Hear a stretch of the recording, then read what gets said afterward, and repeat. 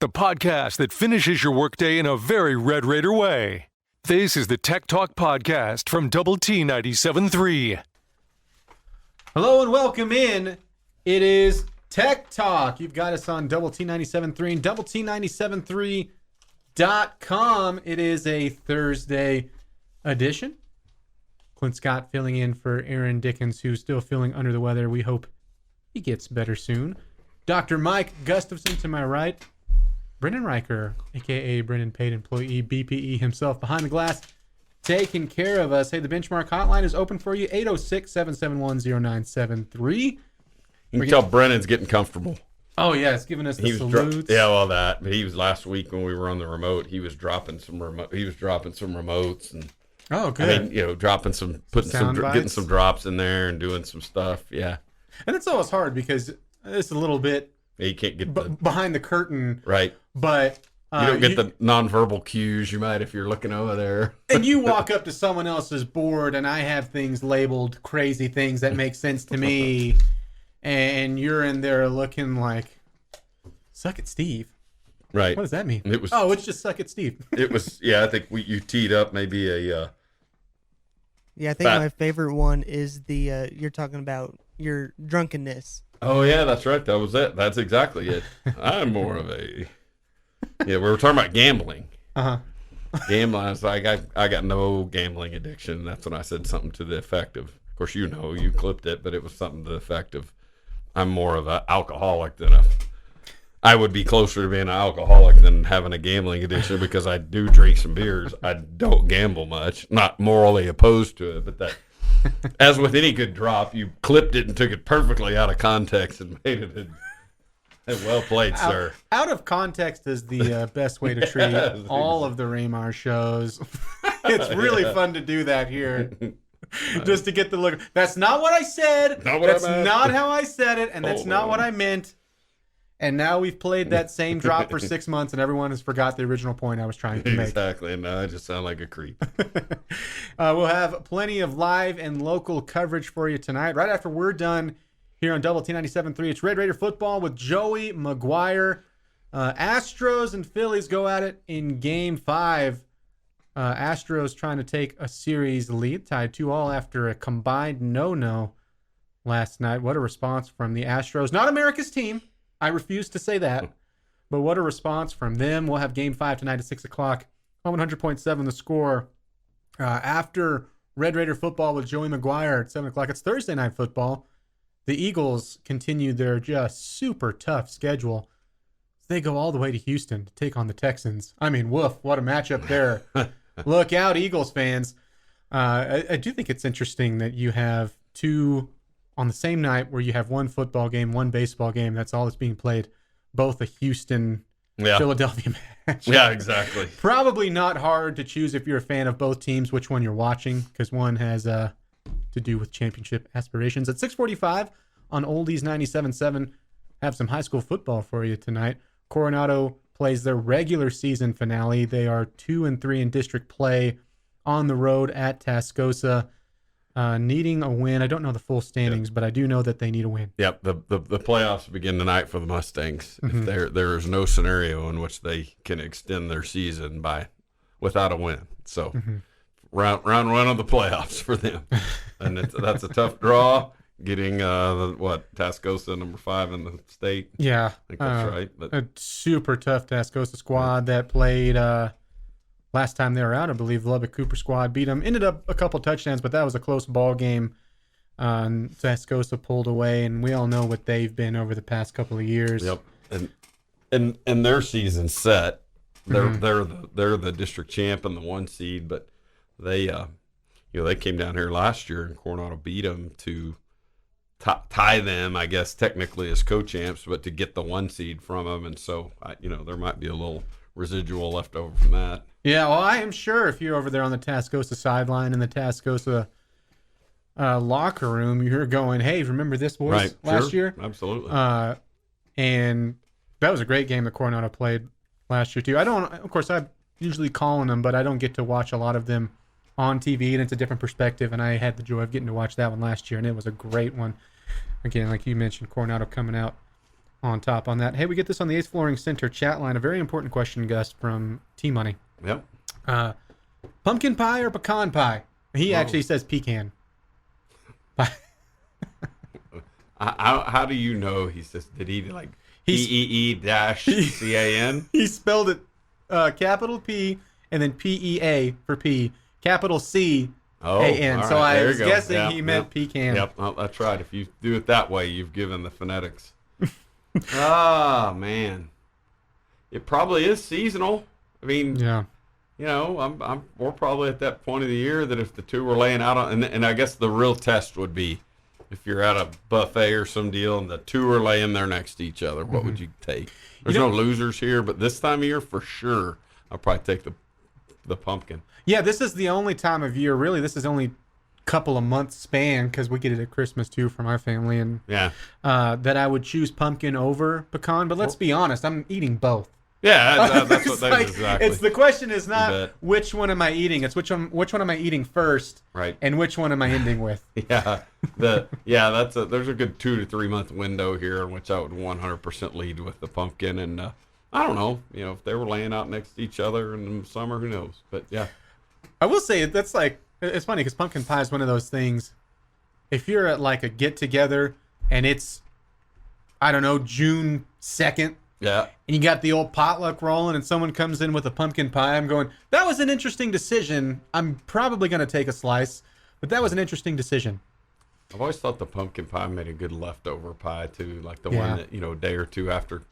And I'm probably putting this specifically in the Thanksgiving context. Like you come around to pumpkin pie, the last piece of pumpkin pie on Saturday.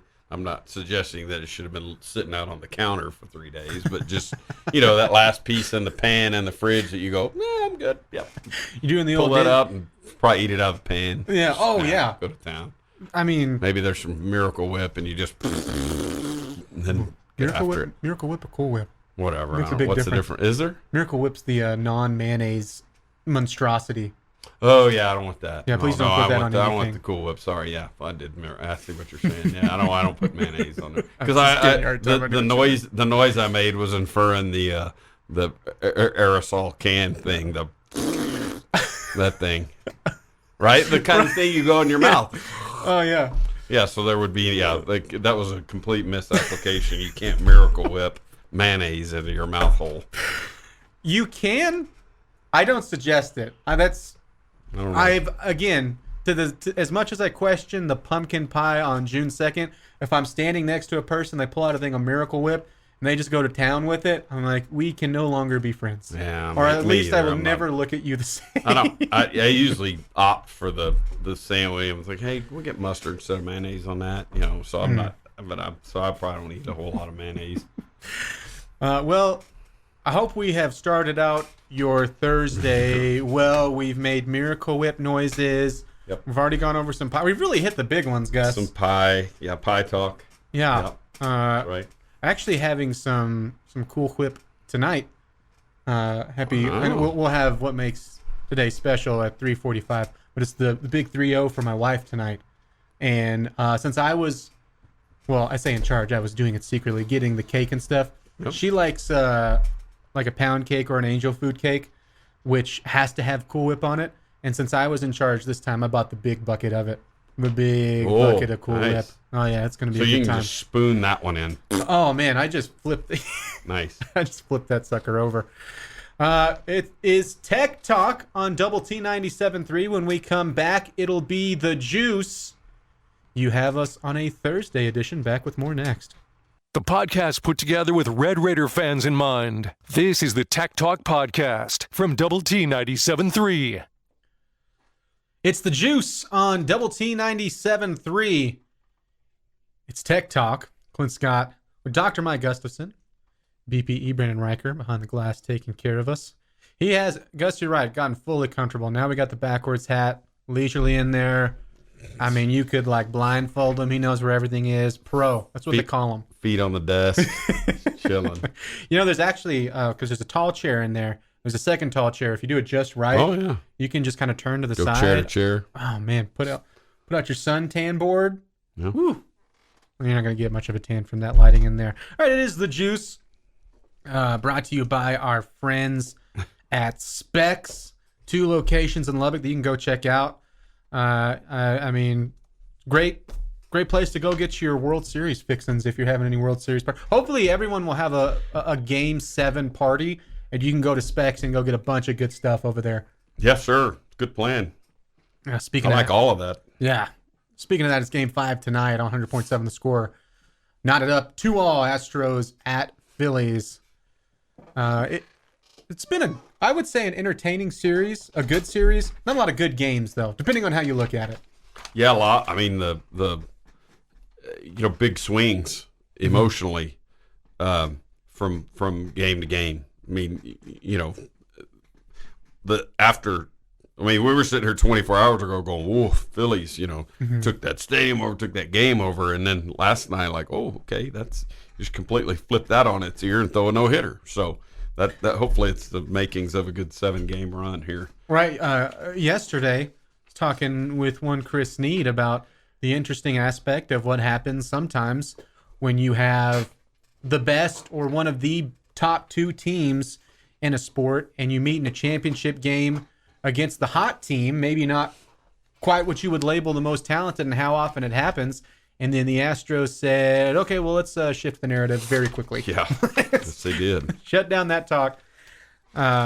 We will get some expectations from Dr. Gustafson later in the show. On Oldies 97.7 at 6:45, Texas high school football regular season finale for Coronado as they travel to Tascosa tonight again, 6:45 on Oldies 97.7 right here at 6 o'clock. It's Red Raider football with Joey McGuire.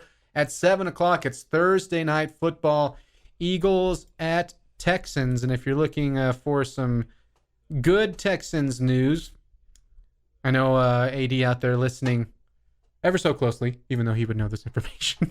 It is no bueno on the wide receiver front. Texans wideout Brandon Cooks will not play tonight in Thursday night football. He is their leading receiver. A lot of people thought he was going to be traded by the deadline. Lack of flexibility there for the Texans and the trade demands. They just couldn't financially do it. Also, the fact that Cooks has an $18 million fully guaranteed salary next season. Not a lot of teams were just chomping at the bit to get him. No. And if you go, okay, well, at least they have their second leading receiver in yards. No, Nico Collins will be out today too. So good luck to Davis Mills. NBA Finals from the Texas-based teams last night. The Clippers beat the Rockets. The Rockets fall to 1-8. They lose 109-101. The Mavericks get their 4th win of the year, move to 4-3. They beat the Jazz 103-100. And finally, if you're looking for another wolf sound effect from me, the Raptors beat the Spurs 143-100. Yikes. Yeah. Yikes. Sad news in the NFL front. Ray Guy, Hall of Fame punter, died today at 72. Ray Guy was a 3-time Super Bowl champion with the Raiders. First punter to ever make the Pro Football Hall of Fame. Said that he had died following a lengthy illness. He'd been receiving care in Hattiesburg area hospice. Guy was drafted 23rd overall by Al Davis in 1973. Played his entire 14-year career with the team.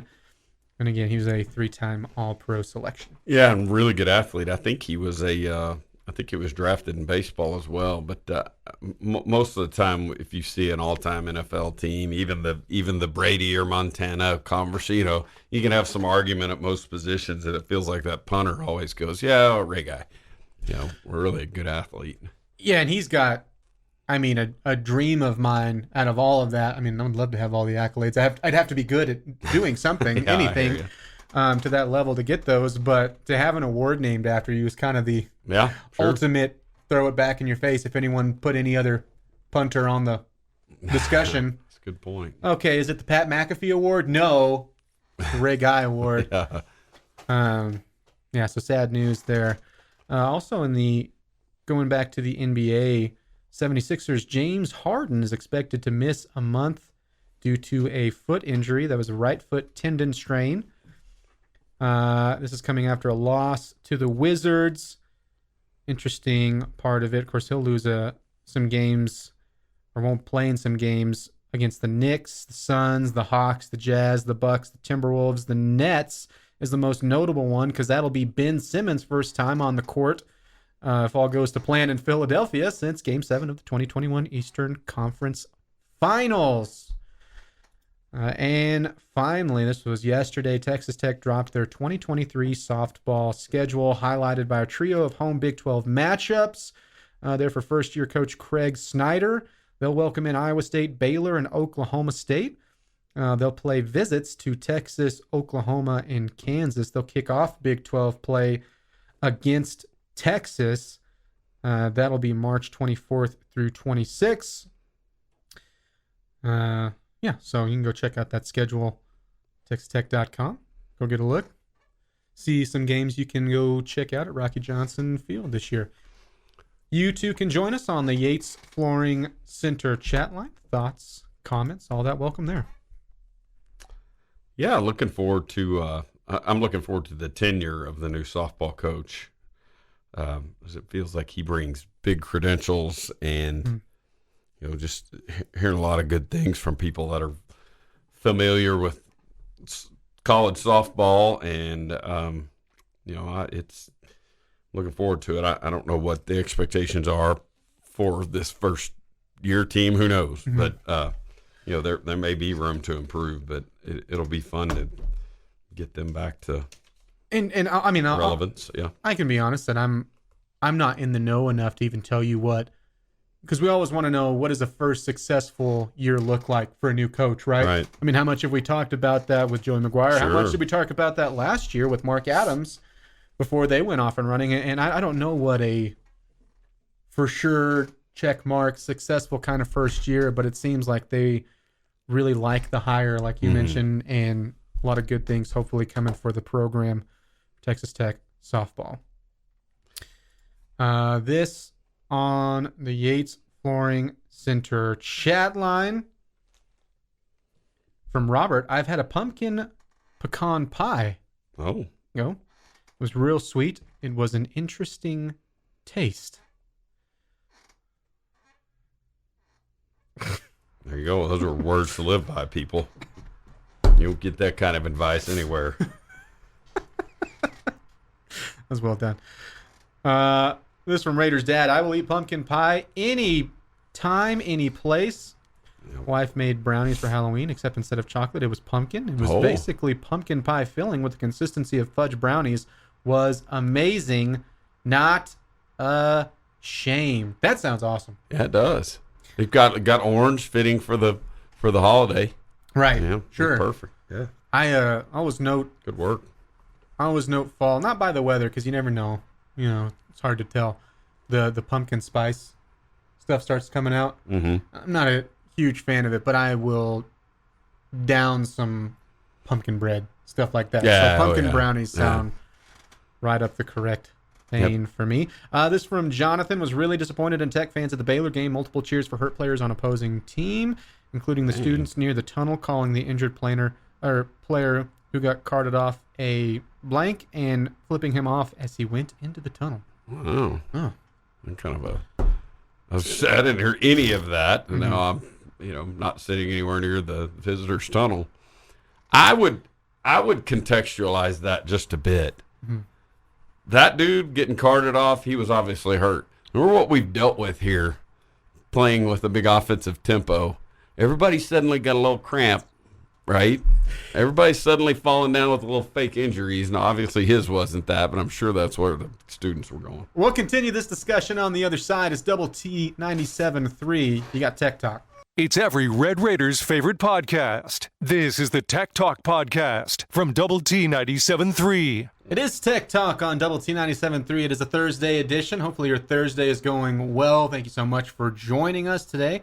Clint Scott, Dr. Mike Gustafson, and Brendan Riker behind the glass taking care of us. Hey, the Benchmark hotline is open for you, 806-771-0973, or you can hit us up on the Yates Flooring Center chat line. You can also take us anywhere with the mobile app, brought to you by Happy State Bank. Coming live from the Double T 97.3 first United Bank Studios. The Texas Tech Red Raiders take on TCU this Saturday in a road matchup with the Horned Frogs. We'll have Optimum Game Day live, of course, at 7 o'clock. It'll carry you all the way through the Double T 97.3 Coors Light post-game show here on Double T 97.3. Gus, are you... I would say a lot of fans, myself included, you go back even to week 3, week 4, maybe even up to a couple of weeks ago, I'd probably say are feeling really, really bullish on this matchup with the Horned Frogs, right? No one knew, no one expected what you'd get out of them this season. You have the whole off season of hey, we're over here in the desert. We've embraced the cactus, have it everywhere. Emojis were everywhere. It was a fun time of smack talk. I think deservedly so, still from the Texas Tech perspective to TCU. But boy, you wake up 8 weeks later, and how bullish are you feeling on Saturday? Well, I think I just saw the Tech as an 8.5 point underdog, and that is in the same department as what the game in Raleigh and Stillwater probably. Weren't those kind of roughly in that 8 point range? So bullish, no. But it's playing on the road against number 8, so it's hard to go, here's all the reasons why we're going to win. But TCU's been, I'll say it this way. Part of what I'm thinking of, I guess control the controllables, not that us sitting here in this booth have anything to do with it, but it feels like, one thing about the one thing TCU's done well, or they've done a lot of things, they're really, really, really explosive on offense. We know that. Mm-hmm. Their lowest output day is 38 points. They've done that 3 times. That's their lowest scoring game, 38. So that gives a pretty good indication that they've given up some points.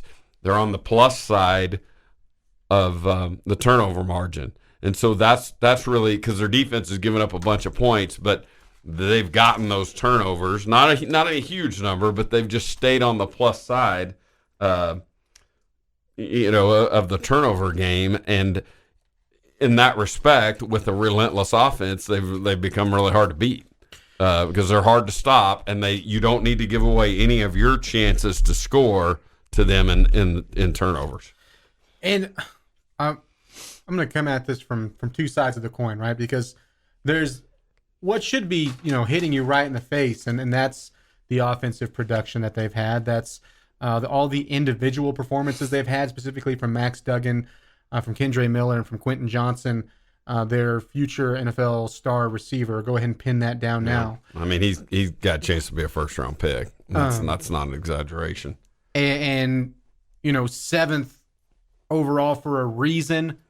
Undefeated for a reason, but then I look at it, and you mentioned it. 38 only 3 times. First time, first week at Colorado, a terrible, terrible Buffaloes team. Max Duggan doesn't start that game. Starting quarterback goes out, and that's how Max Duggan, year 4, now takes off from there. 38 points, College Game Day in Lawrence, and they win that one 38-31. Knock out Jason Bean early.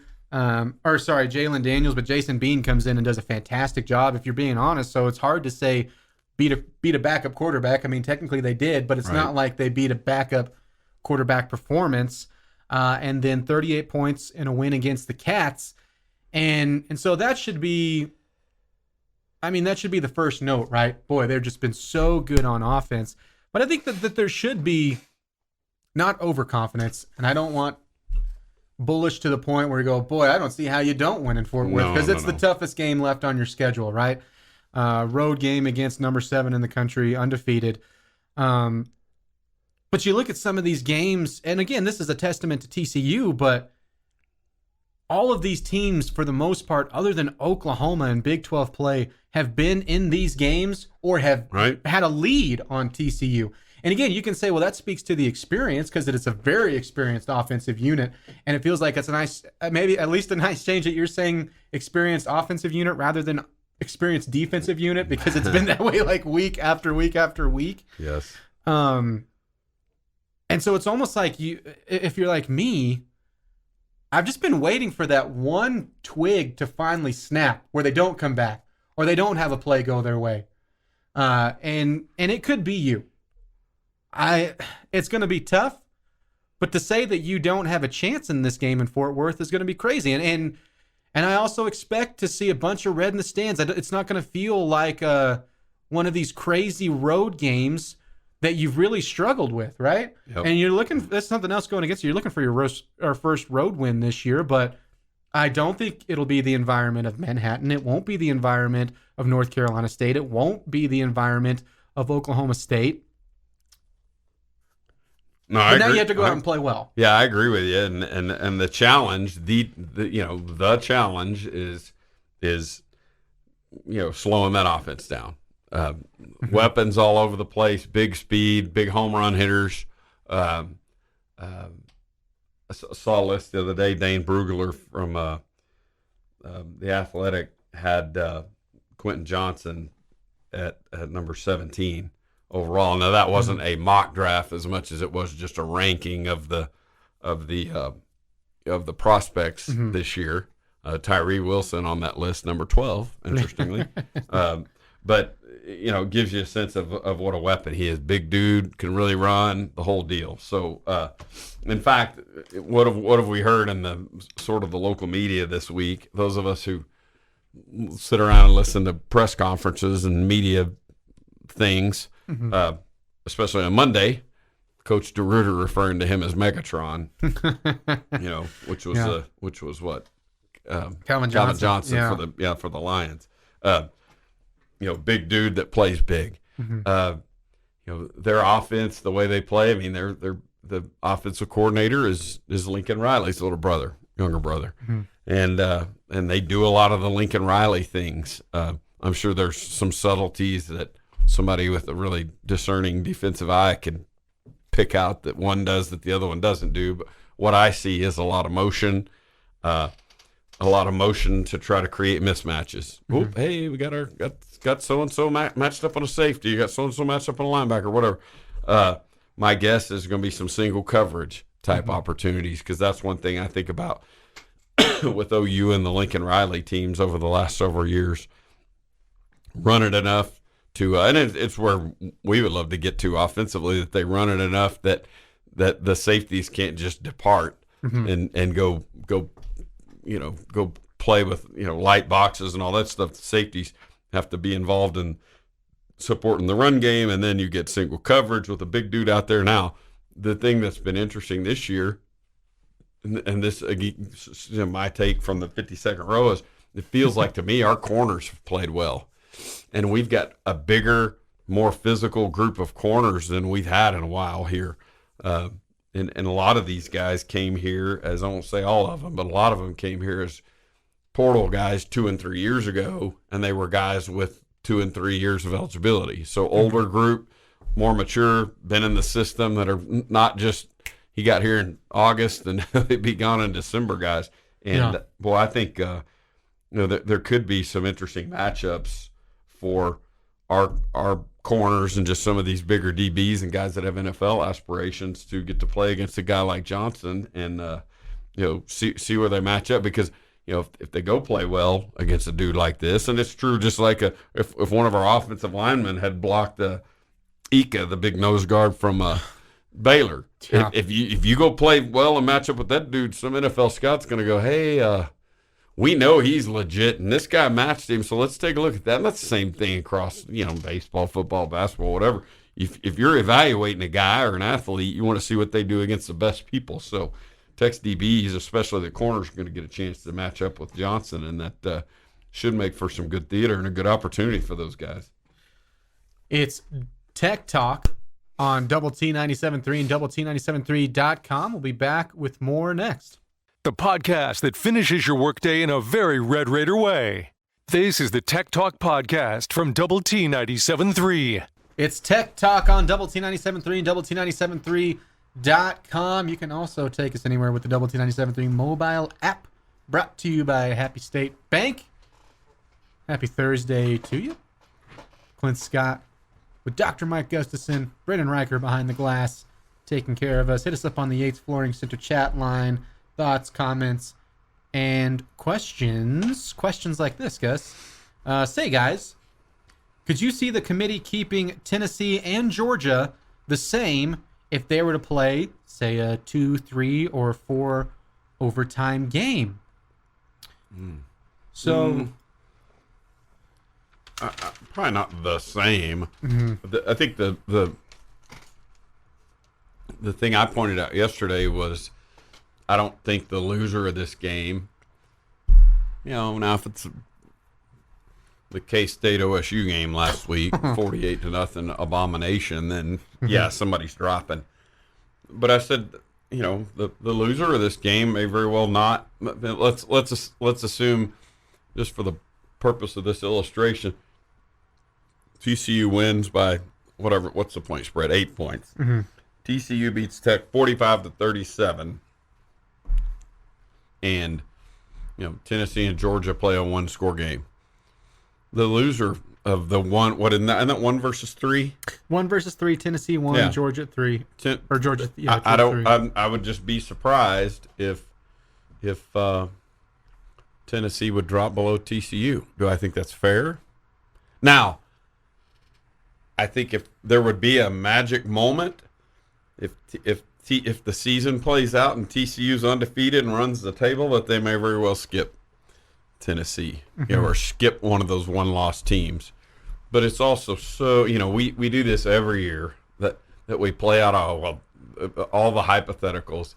Mm-hmm. Yeah, it's like, hey, hang on, and then suddenly you play out all these, TCU, and then they lose 2 games, and it's like, there was a lot of gnashing of teeth over that back in November when none of this crap mattered. So, and I sort of alluded to that here on the show a couple of days ago, like, take it easy. Now, the tough part about this is just that you got an 8-0 team leading our conference, and the best that the vaunted committee can do is manage this number 7 ranking for them, and that's the part that kind of stings.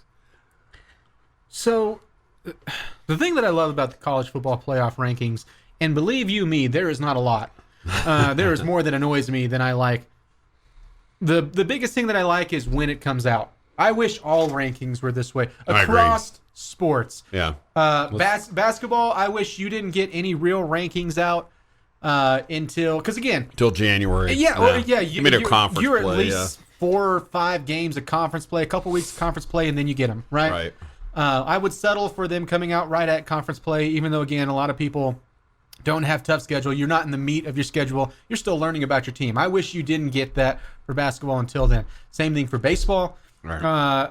I like that the college football playoff ranking comes out late in the season.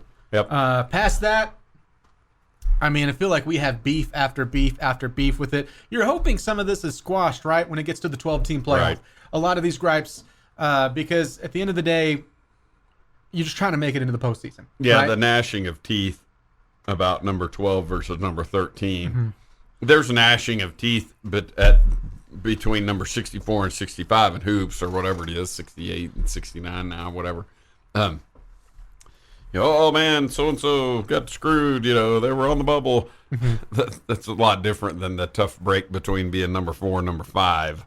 Right. And for basketball, right? So this is another thing. And again, why rankings kind of matter, but they're going off of quadrant 1 wins. They're going off of KenPom. They're going all of these other stats that don't really, in the end, it's not always 1 through 4 in the AP top 25 or your 4-1 seeds, right? For football, I also like that its own ranking. I do like that.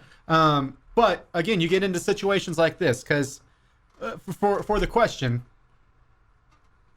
Tennessee is an 8-point dog to the Dogs. All right. There you go.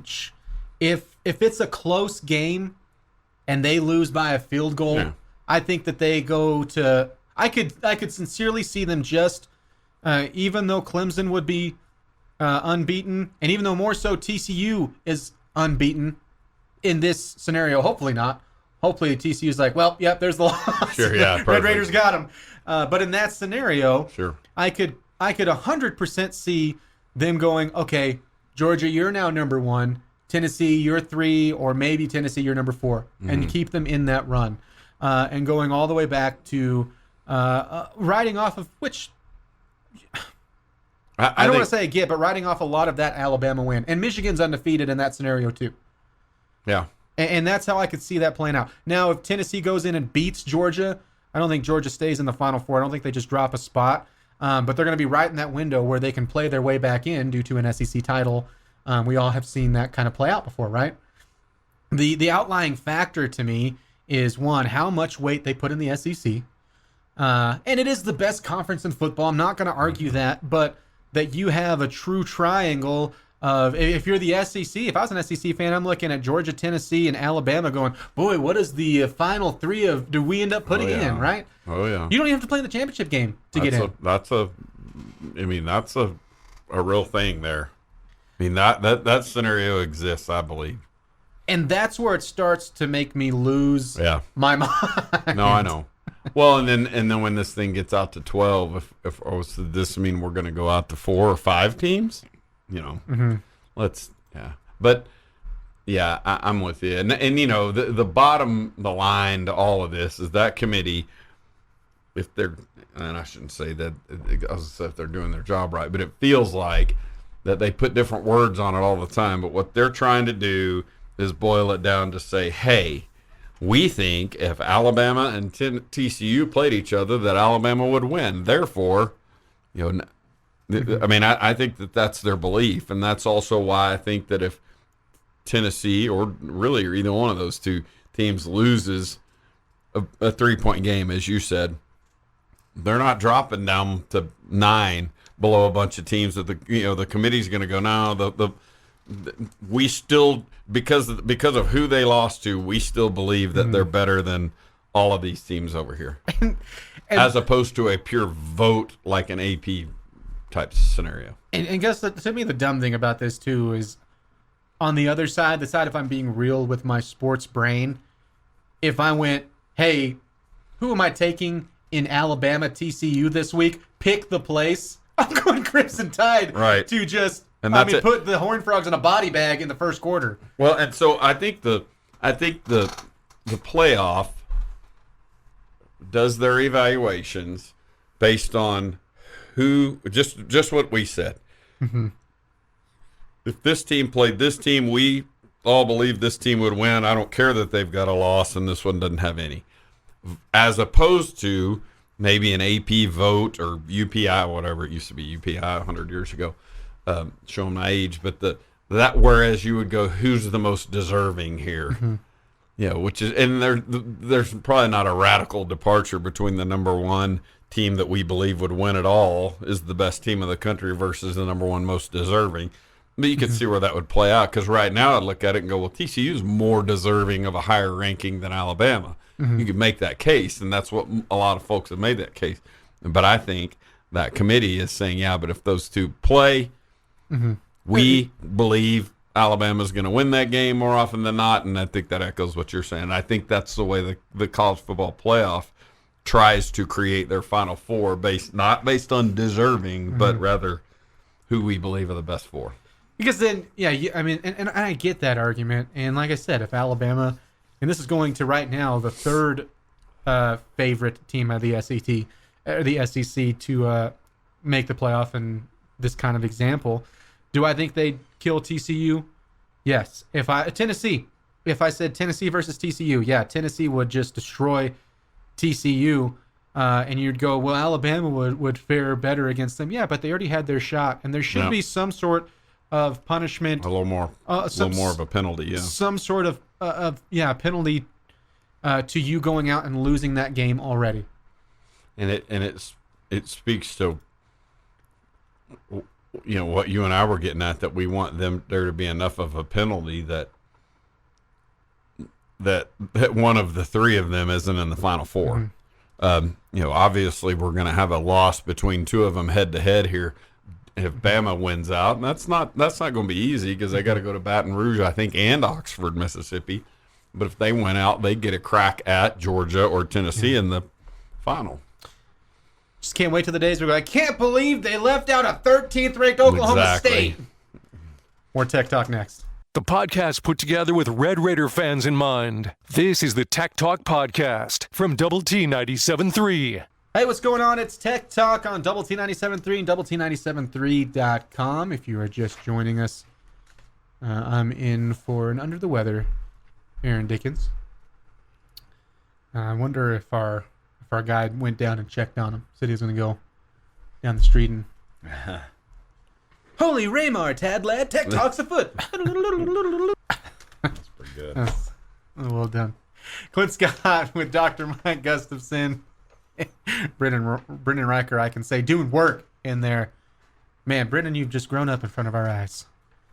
Doing an excellent job. Better and better every day. Hit us up on the Yates Flooring Center chat line. Hey, or you can call us on the Benchmark hotline, 806-771-0973. Don't forget you can take us anywhere with the mobile app, brought to you by Happy State Bank. We are live from the Double T 97.3 First United Bank Studios. One more hour with us as we go all the way up to 6 o'clock. We will make way for Red Raider football with Joey McGuire at that time. I think about this Tech TCU game this weekend and that matchup. And, of course, Sonny Dykes, numerous ties to Lubbock and Texas Tech, Coronado graduate, played, actually I think Sonny got 2 at-bats with Texas Tech baseball. He was on the baseball team. Redshirted our first year and then played. And so he was part of that. And I think he left the program, after a couple years and started getting involved with football. And, we know the story. Assistant here at Tech and then now been a head coach at La Tech, Cal, Berkeley, SMU, TCU. Yeah. Right? Definitely has error. And, of course, his father, everybody knows Spike. Brother Rick Dykes, longtime college assistant, and but something Aaron and I have talked about is the idea that a lot of times with coaching hires, you're looking for sort of the opposite, or definitely an opposite from where you've been recently. I would even maintain that there's some of this, and it's not as stark and revealing, but that sometimes when athletic directors are hired, that they're sort of what the previous person was not. We need a fundraiser. We need, that you can go back through Tech's history, and in a lot of ways they've gone internal candidate. I don't say internal candidate, but, Kirby Hocutt was this, Gerald Myers was that, former coach. And then before him, Baccarat, da-da-da-da-da. But specific to the football, to this football hire, I'm looking at TCU's roster and to where we were this offseason.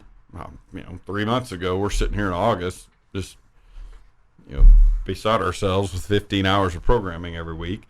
TCU's picked in the middle of the pack. Why? Because they're coming off a 5-17. Right. Which you kind of look at that and go, dang. You kind of look at where they are now, having scored at least 38 points in every game, and go, man, Gary Patterson, what are you doing? Now, Gary Patterson will probably be in College Football Hall of Fame someday as a head coach. Yeah, I agree. So I'm agree. But, near the end, it felt like it got old. He'd been there for a long time, same message, et cetera. But it feels like to me that, just – and I haven't watched a ton of their games, but just feels like to me, reading some of the reports around their program and, especially like around media days. I wouldn't say media days, but training camp 2 days, whatever you call it, fall camp, whatever. A lot of comment, especially from the offensive guys, about it's fun, looser vibe, all that kind of stuff. Right now, it's the perfect antidote's a strong word, but it's the perfect opposite from where they were at the end of the Gary Patterson. Of course, he's defense first, defense first, and the shackles are off of that offense. And those dudes, are probably. Again, this is just the what we hear externally from their media. They're flying around and having a blast. And it's interesting, right? Because you mentioned Patterson, a defensive guy. And part of the problem, like final straw type of thing, is TCU defensively last year, especially when they were starting to really spiral. Unfortunately, they were spiraling after they ran all over you here in Lubbock. Yep. You look at last season, and in conference play, with the defensive-minded guy and an offense that wasn't putting up near as much points. I mean, it's almost two touchdowns and a field goal difference from what they're putting up this year in conference play and what they were last year offensively. And defensively, they were allowing more points last season. And you go to your point, and I think I'm in this category too until I stop and think about it. But man, I didn't see this coming at all. And I'm shocked at where they are at 8-0, how good they've been, especially offensively. You start to, again, think about that unit. And what do we talk about all the time? What makes a good Big 12 team is experience. Mm-hmm. And that offense is senior loaded. They've got an offensive line that's seen a lot of starts, 4 from TCU, 1 that came over from SMU with Dykes. And then you add in a running back that's seen a lot of football. And Max Duggan, headed into this season, if you're a Horned Frog fan, a real one, still looking for one, love him or hate him, he's seen a lot of football, seen a lot of good, seen a lot of bad. He was the backup, too. I mean, he was to start the year, right. Dykes said, you're not the guy. Guy goes down, and then Dykes comes back and says, yeah, okay, well, probably should have been starting him, and it's pretty clear why. And he's kind of been the cherry on top for the Horned Frogs, is that he has stopped turning the ball over, and he isn't one-dimensional. I mean, I never thought I would say in the year 2022, Max Duggan is a great passing quarterback, and he has been this year. He's been smart, and it helps that you have targets like Quentin Johnson, for sure. Sure. But still, I mean, the light switch, or for whatever reason that's come on with his level of play, has just been a formula for Dykes' first year to go, okay, well, now it kind of makes sense. Maybe not 8-0, but not going 5-7 again. Right. Makes a little sense. Sure. Yeah, they Duggan is, I mean, if the season ends today, Duggan's an all Big 12 quarterback. Yeah, I mean, is it even close? No, it's not. And part of it is, yes, you lean towards the quarterback that's on the winning team of the conference, but it's at the same time, it's not that, because he's leading in almost all quarterback statistics. Right. And also still adding in about 50 yards a pop, and where it's been, okay, I got to take off at all times, or if I do throw it, I'm going to throw it into double coverage because I'm running around like a chicken with my head cut off. It's been a calm presence back there. I don't think that he has seen just a ton of pressure, but when he has, and again, this is credit to the offensive line. This is credit to him getting the ball out quickly with the right decision, with the right read. It's credit to the receivers for running great routes and finding that separation. It's credit to the running game, making you respect it, which is huge. Yes. But no, I don't think it's close. Just like right now, season ended today, Sonny Dykes is your coach of the year. How would he not be? Oh, yeah. I don't even think. I don't know whoever finished the second in that conversation is a distant second if it ends today. 3 weeks ago, we might have had, Kansas head coach Leipold there, but I think that where over the last 3 weeks, them losing a couple games and TCU running this last little gauntlet of, the big win. I mean, the win that felt big, and it's you talked about the loss to TCU here last year. Mm-hmm. And it was a timing thing that you go, man, I wish we could have played them a month later, but when they beat OSU, that felt big. TCU just a couple weeks ago, their win over Oklahoma State, 2 overtimes. It's every Red Raiders' favorite podcast. This is the Tech Talk Podcast from Double T 97.3. You do have Tech Talk on Double T 97.3. That rejoinder was correct. They always are. They're always right, Gus. Clint Scott with Dr. Mike Gustafson. Brendan Riker behind the glass taking care of us, doing a great job.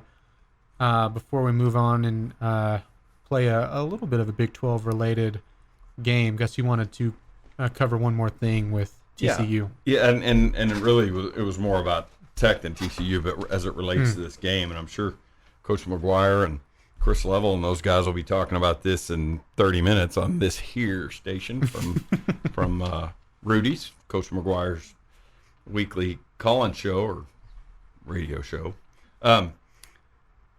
We talked about, obviously the offensive line there was a lot of units on the field last week that had setbacks. But one of the things we heard about on Monday was competition at the tackle spots. Moving some guys around, got to get better. And Monroe Mills should be back this week, and that should be the right tackle. So I'm just curious to see what that offensive line looks like, starting lineup. And Peterson came out of that game last week with a shoulder, where that fits, because again, according to coaches, some of the screen game was taken away because Peterson's really good at that and his sub wasn't.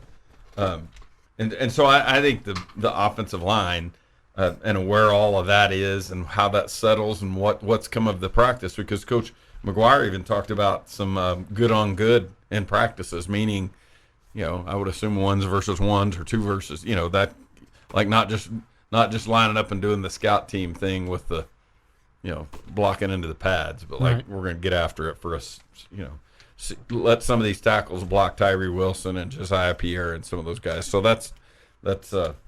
that'll be an interesting aspect of it, because if they don't protect the quarterback, it feels like they're going to need to match TCU with some scoring. And what we would say about TCU, the strength of their team is more along the offensive line than the defensive line. It's a younger group. There's a freshman defensive tackle in there, and so they stack heavily to being really good offensively and vulnerable defensively. So the O-line needs to play well. Right, and it's, if you're looking for, not that you need to be looking for bright spots. Again, I think you have a chance to go into Fort Worth and make them 8-1. I do. Again, the margin of error there's a difference between the two teams of what you need to go do and how you need to play, and level of mistakes that you can make. But again, I think you're crazy if you're just going in there and go, man, no shot, absolutely no shot. But one of those things is against a defensive line that isn't as good as Baylor's, isn't as good as Kansas State's, isn't as good as Oklahoma State's, isn't as good as North Carolina State's, isn't as good as Houston's. Right. I think. I agree. You still have to protect your quarterback, and you have to play much better. But that goes for all around the team, but especially on the offense. I mean, you have to make your right reads if you're whoever's in there a quarterback, and you can't drop passes if you're a receiver. Yeah, it feels like this will be a weekend or a day for complimentary football. The defense can't be dragged through a game where they're on the field all day, and because of just the team speed and what TCU has in the way of weapons.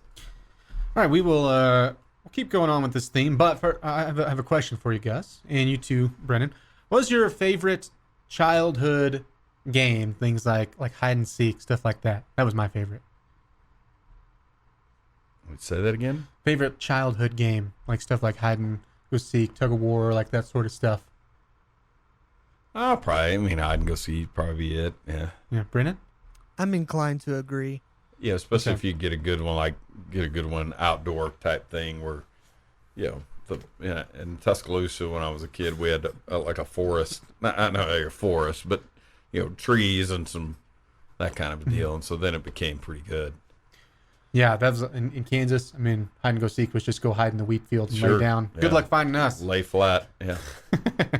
Well, we're going to play everyone's second favorite. We're going to play a round of Duck, Duck, Gus. Oh, all right. Where we're going to pass it to you, and you're gonna make some decisions here. Tell us how this plays out. The first one I want to throw out to you, we were talking about the schedule in the break. Between these three teams, and I'll give you their schedule, who's most likely to win out? If I said between TCU, Kansas State, and Oklahoma State, still to me kind of the trio most likely to make the Big 12 Conference Championship. But of those three, who's the most likely to win out?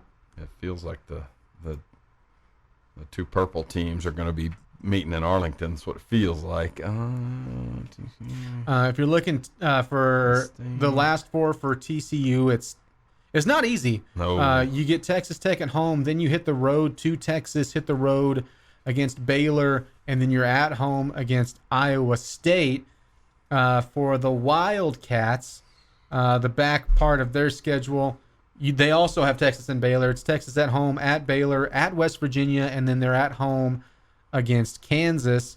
Now, Oklahoma State is interesting because you don't really know what the status is. It's a pick'em this week in Lawrence, who I haven't looked at the final word, but Jalen Daniels was supposed to be back by this game, and there's a shot that Spencer Sanders might not be playing in it, which would be Gundy's son taking snaps over there. But they have at Kansas, home against Iowa State, at Oklahoma, and then home against West Virginia. So now you have to do the measuring of level of play for the each individual team versus level of play of who they take on. Because I would think if you said, boy, give me that schedule, it would be Oklahoma State's.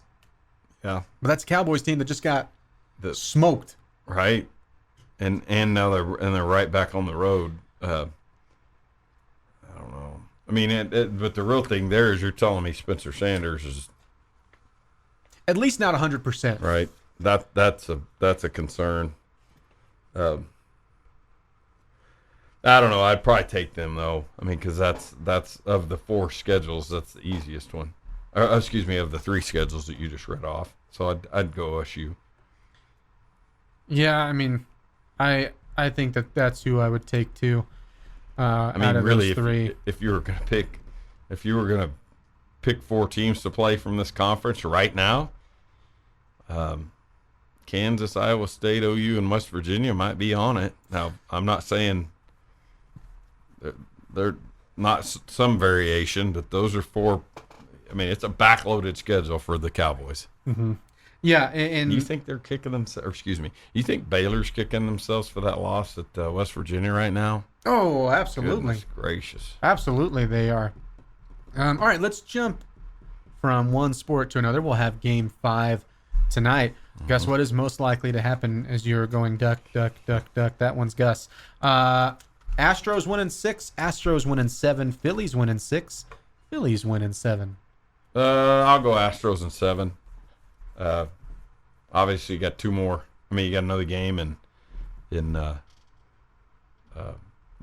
Philly tonight. Syndergaard versus Verlander. Mm-hmm.